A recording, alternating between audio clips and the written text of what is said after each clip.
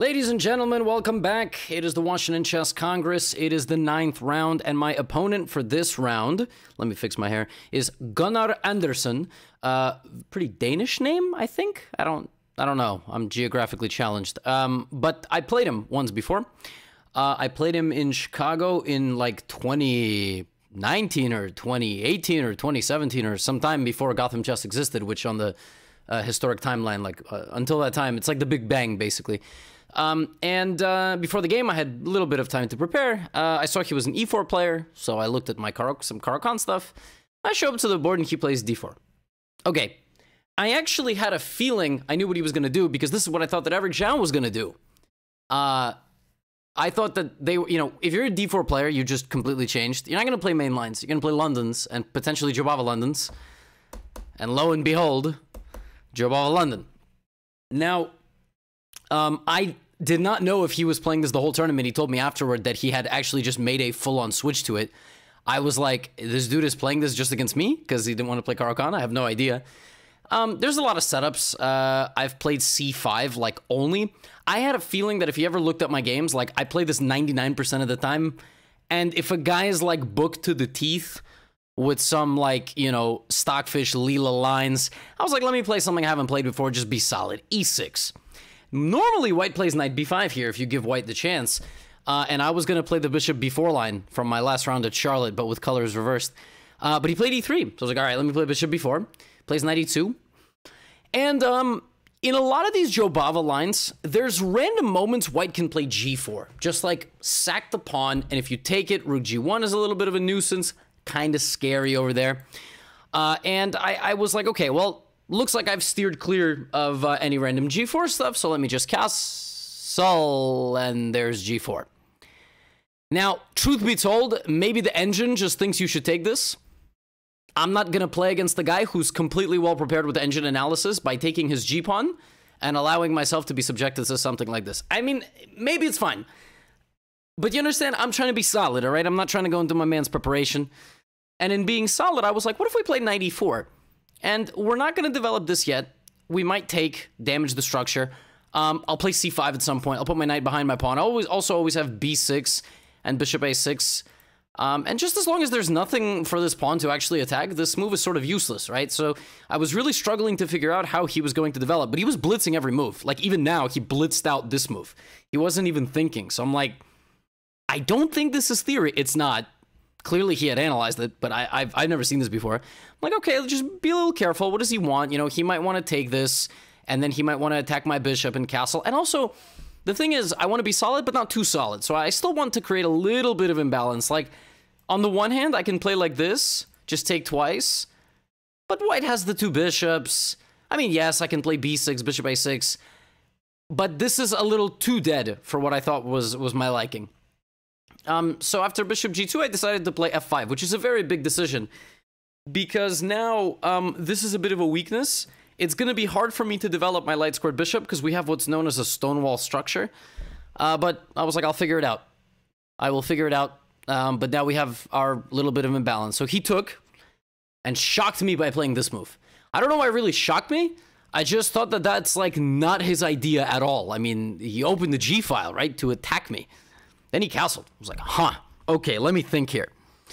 So I wet my eyes, and I started to think. And I decided not to take, because my bishop is really, like, fine. It's not pinning anything anymore, but I'm not prompted. Like, and now I'm like, well, you know what? To play against this bishop, I'm going to build this thing. Now, I thought here, for him, the critical approach was actually to get this knight completely out of the way by taking, which almost seems insane to do this into a bishop, and then to play c4, leaving this stupid guy over here, threatening potentially to lock him out completely, and fighting against my center. Now, if I take, obviously, bishop e4 seems pretty good. Maybe there's even some other stuff. Yeah, I thought this was the best way to go. I was half considering playing de. But c4 was kind of, I don't know, kind of unnerving. I didn't know what I was going to do here. I mean, might just ignore it and try to, like, plop my bishop in here, open up his king. Complex position. I didn't know how to evaluate this. Even something like this, there's always queen b3 stuff. So I thought that's what he should do. He thought for a bit. He stopped blitzing at this point. He told me actually after the game that c6 is where his notes ended. Lo and behold. And he played this, which I didn't really like this move. Because now his light squared bishop is miserable, and the only way to activate it is to play e4 when I move my knight, like this. But who says I have to take? So I started brainstorming. I'm like, should I back up? Should I go back? And then just, like, keep the tension, something like bishop e6. And, you know, maybe he'll play e5. Maybe I'll jump my knight. Like, I can go here, but I believe, I'm not even sure I want to take. I actually would rather do something like this to close out all his pieces. This is horrible. One pawn move kills all of white's pieces. One pawn shuts down the entire white position. Like the ship in the canal, you know? So I thought this was interesting, but the truth is he's not going to let it get that bad. He will play e4, and then maybe he won't even play e5. You know, maybe he'll just keep the tension.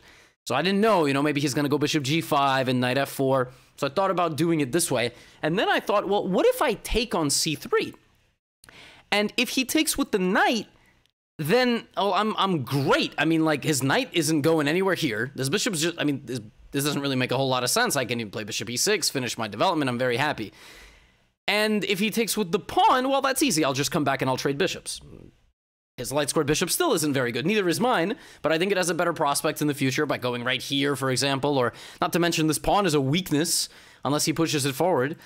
Apparently, bishop e7 is even stronger. And the logic of bishop e7 is you let this bishop live, but it does nothing.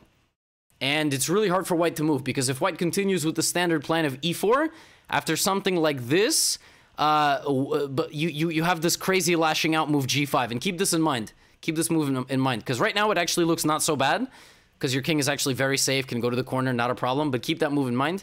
Yeah, it turns out bishop e7 is actually even stronger. I thought maybe he would bring his queen or something. Yeah, bishop e7 over bishop d6. I just thought bishop d6. There's nothing really wrong with bishop d6, but I guess bishop e7 is even stronger. I thought that trading the bishops made sense. And I actually thought he was going to do what he did in the game, which is queen e1. I mean, like, what else? You should probably transfer your queen over here to give some support on the diagonal. My first instinct here was to take, because of course he will take with a knight. If you take with the pawn, you should probably be, like, shot at close range with a paintball gun in the thigh, like 5 times as punishment. I could see, like, Singapore enacting that as a punishment. I mean, this is just the worst move of all time. Your structure, your bishop. And knight takes f4. I'm like, well, he's not going to go e4 if I put 2 things on the e-file, right? And plus I can develop knight a6, knight c7, knight e6, trade the knights, and okay, we're at least equal. But I decided to keep the tension with the bishops and develop my knight anyway, because I'm not going to go here, because I would lose my bishop. So I want to go knight c7, knight e6. This is my game plan. I'm waiting to see what he's going to do. Queen g3, you know, if he plays queen g3, maybe then I come back. That was my idea. But he played e4.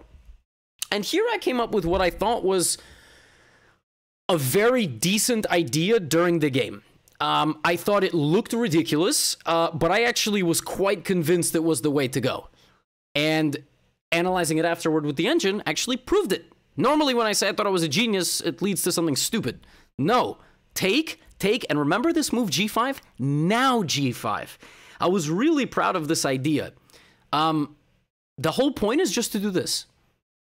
And this bishop sucks. And mine is actually almost not bad, because if e5, bishop f5, I mean, dare I say, black is, like, better in this position, because, I mean, this is just a horrible piece.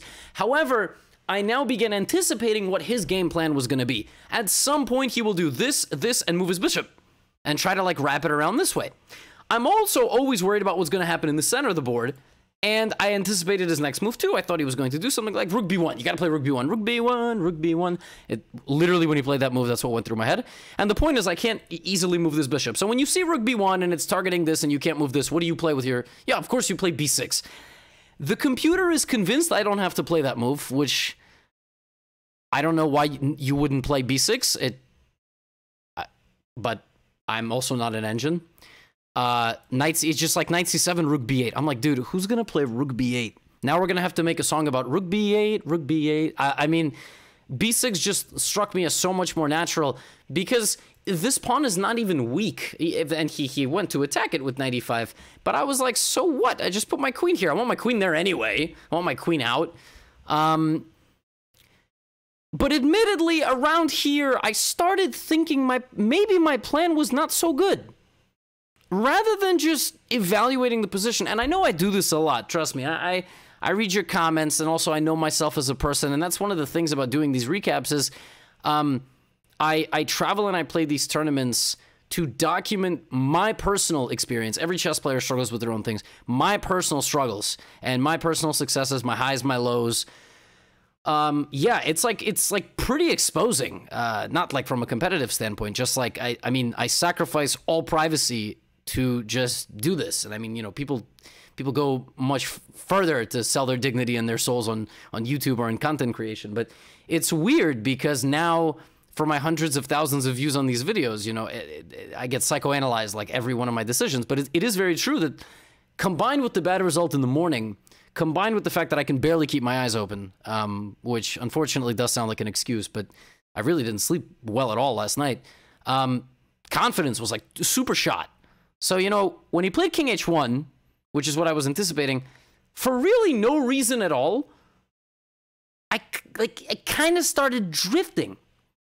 Because my original idea here was to actually take on e4, and I was calculating this for, I'm not even joking, like 5-6 minutes, like this, and shoving this forward to meet this plan with like King H8 and F3, and I thought, oh, black has a very good position. I spent like 5-6 minutes, and it didn't even occur to me that I should look at this move. So things start to, like, moments like that, when you're quietly sitting there just forgetting a queen can take a pawn, and going, wait a minute, that actually is annoying. That actually totally justifies that c6 is now a weakness. Again, computer unconcerned, always looks for knight beaten. I mean, I completely didn't even consider this move, because, like, what the hell? And that move is going to come up later. So I went, wait, maybe taking on e4 is not so good. Okay, you know what I'm going to do? I'm going to play King H8. Because I know this is coming, so it makes sense for me to play Rook G8. I mean, of course, and then I'm going to bring my knight, and we're still in business. But the confidence started to slip. So he plays Rook G1. Now I have a choice between Rook G8 and Knight C7. And by the way, I still can take even here with the intention to play Knight B8, which I did not see. And another intention to just give this pawn up before he transfers, because my knight is now fast with counterplay. I have Knight C3 ideas, Knight E3 ideas. Computer evaluates this as actually good chances for black to actually hold the position. I was not so convinced because I'm not Stockfish, and Stockfish finds, you know, ways to like contort the pieces around to hold everything. But I just played Knight C7 and Bishop F1, and here was my final moment to take on E4 and go for this, Knight D5. And I thought I had blundered Bishop D3, because my original idea was to play Knight to D5 and threaten Knight C3, but he has this move, threatening mate, and if Bishop F5, he can take, Rook G5, with the idea of Rook G5, Knight F7. And what I had overlooked from a distance, from a far, far, far away distance, is that after this, there is no Knight E6. Because the rook is hanging. And by the way, even if like I didn't have Knight B1, like let's say I could take this or something, it's probably still balanced. And that's what that's what this does to you in tournaments. I saw this whole line and I didn't go for it. I'm like, oh, he takes my F4 pawn at the end. That's called a miscalculation. That's just a miscalculation. That's not second guessing. Like a lot of you guys in the comments will say, oh, you second guessed. No, I miscalculated. I mean, I thought something to the end was bad for me because of X, Y, and Z. I totally blanked on the knight actually attacking the rook at the end. In my mind, the rook was already here for some reason. Somehow I transferred it there in my calculations. So I didn't go for this either. I didn't go for DE4 here because of this whole sequence of moves. So I said, okay, I'm going to go Rook G8. I'm going to let him bring his bishop. And the second he brings his bishop, I now can develop my bishop to a very funny square, H3. Because now the bishop is not on F1. So I found a home for my bishop because here it gets in the way of everything. It doesn't guard this pawn anymore. My queen is blocked. So I played bishop H3.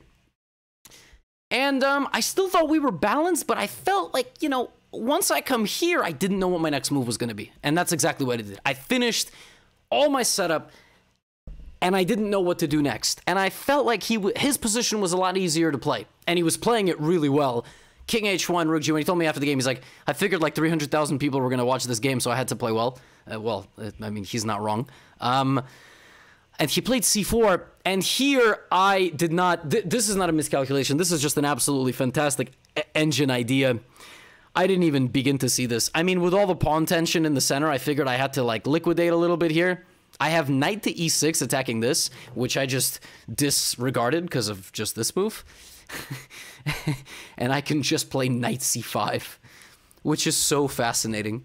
And if he takes, I can take his knight, which is not like the hardest thing in the world to see, but I just ignore this pawn and like keep going down the middle.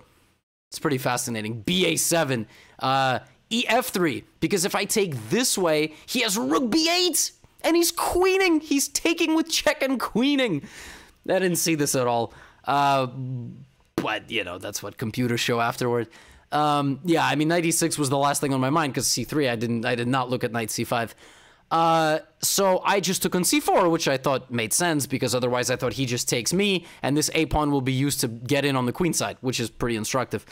I thought here I was slowly figuring things out, and he played a5. This was unsurprising. I need to keep the b file close. He played bishop f1. Now, I personally thought that bishop takes f1 was just silly. It was just not smart to play this because... I mean, I have light squared weaknesses on this diagonal. His queen will just like come to h3, or he'll play c4 again to try to get down the b file. His knight is extremely strong. Like, let's not even close the quality of knights here. So I didn't want to do this, and I figured, okay, I have to come back. But where? Am I coming back to e6, d7, c8? I mean, c4 is coming, right? That's the whole reason he went off with his bishop, is to play bishop f1 and continue battering me here and trying to get in. So I figured since he's going to play c4, I should play bishop c8 so that c4 can be met with even like taking and maybe something over here, or like a6, bishop b7, and c5, like opening up this, my bishop this way, something like this. Not to mention the bishop on the other two squares gets in the way of everything. So I played bishop c8, and I realized I'm losing. And my heart sank. I just forgot he can do it. This was his other idea. Bring the queen. I got so used to him playing with the pawns, I just blanked on queen c3. And it's been that kind of tournament. I miss a move and they see it. And it's happened a lot at very poor moments. And here, believe it or not, despite me being like shocked, I was like, well, I'm not going to play really passively and defend because he'll just play queen c5 and I'm positionally just suffocating. Although apparently I can go knight e6, maybe not queen c5. After bishop b7, I played g4, but bishop b7. Oh, this is what I saw. Yeah. I cannot let him take this diagonal. The whole point of the game was to not let the bishop get in the game. Now it's in the game. So I played g4. I was like, this is my last gasp. And then f3, and my idea is that if he takes on c6, queen f4, bam, bam, bam. And I completely missed that he can just do this. I just didn't see this move. I mean, I thought he has to, like, take some pawn. Turns out that actually in this position I have a fascinating defensive move, which is queen d6. Which I actually played in the game one move before resignation, because it was already lost. But queen d6 is kind of hard for white to move, because my idea is c5. And if he takes knight c6, for example, now my bishop can come alive. And if he takes with the queen, I take on d4. And despite being a pawn down, somehow everything in the position is defended. But unfortunately, I did not... I just thought I was losing. And, you know, I played for like one more trap, or I think I played like bishop e6. I played bishop e6, h3, knight d5, and he took, and I'm down 3 pawns and I resigned. And, yeah. Probably one of my worst days of chess well, I haven't played competitively in a very long time. I mean, except for these last few tournaments. So we end the tournament 4.5 out of 9, probably lose about 15 rating points, 13 of which I lost today.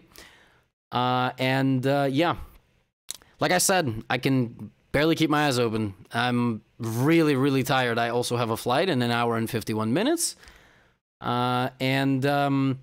Before we sign off here, I want to just say How I feel about my own performance, obviously, pretty terrible. I'm the kind of loser in chess who I like mope for an hour or two after losses, sometimes more. I thought I actually prepared for this tournament, and yet now that I've played 9 games, I feel like I did not prepare at all. And it's a fascinating feeling, and I have 4 days to turn it around because my next chess tournament begins on the 17th, or 5 days to turn it around because it begins on the 17th, the Spice Cup in St. Louis. So I've got work to do, and like I said, I've got shortcomings as a chess player, particularly in my own brain, and work in progress. I want to say thank you to all the people in the comments who are just like supportive, not because I need an ego trip or, you know, I need a pat on the back or on the head. You guys are just great. I mean, we've built up an amazing community here of now 1.2 million subscribers. But I'm not gonna lie, like some of the comments were definitely getting to me, and I actually didn't read them, I think, for the last like game or two, just from the perspective of like, you know, you resigned too early. Like, no, I don't, guys. That's I mean, against Robbie, borderline, yes, but these guys are going to win games up 3 pawns. I mean, I understand there's many pieces on the board, but please don't tell me I resigned too early. You know, comments like you push your pawns in the opening too much. Like, you know what I mean? We're playing chess. What I need to do is like really work on my preparation, really work on my my mental, like honestly fight my own demons somehow. And I need to take care of my body better. I mean, I don't know what I'm going to do. Maybe melatonin, maybe cut back on caffeine, something. But changes have to be made, or else this is simply not a sustainable journey, because I am so tired at the end of these tournaments. Yeah, I would much rather be at home. I would have much rather spent 5 days at my house making good content in front of my good setup, being with Lucy, working out, eating, sleeping in my own bed. But I came here and I had a terrible time. So that's kind of a good sign off. That's how I feel right now. I'm going to go catch a flight. Always remember that I do appreciate all of you very much. Even those of you that have never written a comment on my channel ever and took the liberty to write your first comments when you saw me losing chess games. It says a lot more about you than about me, but whatever God you believe in, God bless you all the same. Peace out, y'all. Rough tournament. We're going to get him next time. I'll see you in a few days for my next tournament, but I'll see you tomorrow for my next video.